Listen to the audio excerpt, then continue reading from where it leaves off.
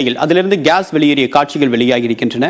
விவரங்களுடன் இராணுவ செய்தியாளர் குருசாமி, தற்போது இந்த கேஸ் டேங்கர்ல எவ்வளவு கேஸ் இருக்கு, இதுல என்ன முடிவு எடுத்திருக்காங்க? வேற டேங்கருக்கு மாத்தி எடுக்க போறாங்களா இல்ல அதை நேராக கொண்டு வந்துட்டு லாரியில வேற இடத்துக்கு கொண்டு போறாங்களா? என்ன திட்டம் இப்போ ஒர்க் அவுட் ஆகுது?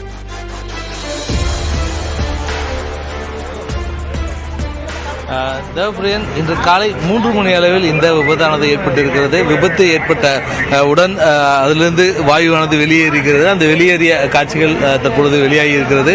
சிலிண்டரிலிருந்து தொடர்ச்சியாக அந்த டேங்கரிலிருந்து அந்த கேஸானது தொடர்ச்சியாக வெளியேறியக்கூடிய காட்சிகள் தற்பொழுது வெளியாகி இருக்கிறது. நம்ம அந்த காட்சிகளை பார்த்துக் கொண்டிருக்கிறோம். தற்பொழுது இந்த மீட்பு பணிகளானது தற்பொழுது 6 மணி நேரத்தை கடந்து தற்பொழுது நடைபெற்றுக் கொண்டிருக்கிறது. உயர் அதிகாரிகள் அனைவருமே சம்பவ இடத்தில் முகாமிட்டிருக்கிறார்கள்.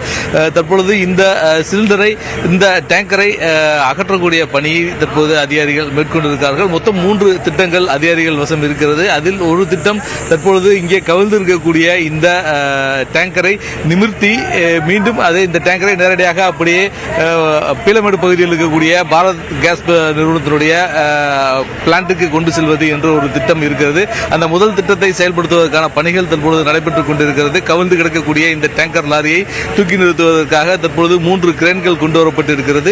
டேங்கர் லாரியில் மொத்தம் 18 டன் கேஸ் ஆனது இருக்கிறது. இதன் காரணமாக அதை வேகமாக கையாளாமல் பக்குவமாக பொறுமையாக கையாள வேண்டிய சூழல் இருப்பதன் காரணமாக அந்த முயற்சிகளில் தற்போது அதிகாரிகள் ஈடுபட்டுக் கொண்டிருக்கிறார்கள். இந்த டேங்கரில் 18 டன் வரை எல்பிஜி கேஸ் இருப்பதன் காரணமாக அந்த கேஸ் எந்த பாதிப்பும் ஏற்படுத்தாத வண்ணம் பொறுமையாக இந்த கவிழ்ந்து கிடக்கக்கூடிய டேங்கரை தூக்கி நிறுத்தி அந்த டேங்கரை வேறொரு லாரி மூலம் பிளான்ட்டுக்கு கொண்டு செல்வது என திட்டமிட்டிருக்கிறது. இதற்காக இந்த டேங்கருடன் இணைக்கக்கூடிய கனெக்டிங் பிளேட் தற்பொழுது கொண்டு வரப்பட்டும் அது தயார் நிலையில் வைக்கப்பட்டிருக்கிறது. தற்பொழுது கவிழ்ந்து கிடக்கக்கூடிய இந்த டேங்கரை தூக்கி நிறுத்தி கொண்டு செல்வது என்பது முதல் திட்டம். தற்பொழுது அந்த திட்டத்திற்கு மாற்றாக இரண்டாவதாக சேலம் மற்றும் திருச்சி ஆகிய இடங்களிலிருந்து ஐஓசி பிளான்ட்டில் இருந்து மீட்பு வாகனங்கள் வந்து கொண்டு இருக்கிறது. அந்த வாகனங்கள் கோவைக்கு வந்துவிட்டால் அந்த வாகனங்களிலிருந்து இந்த சிலிண்டரில் இருக்கக்கூடிய இந்த டேங்கரில் இருக்கக்கூடிய கேஸை அந்த மீட்பு வாகனங்கள் மூலம் மாற்றிவிட்டு அதை இந்த டேங்கரை தூக்குவது என்று இன்னொரு திட்டமும் இருக்கிறது. அதுக்காக சேலம் மற்றொரு திட்டமும் அதிகாரிகள் வசம் இருக்கிறது. அது இந்த கலந்து கிடக்கக்கூடிய டேங்கரிலிருந்து பம்ப் மூலம் சிறிய அளவிலான டேங்கர்களுக்கு கேஸை மாற்றுவது என்ற ஒரு திட்டம். 3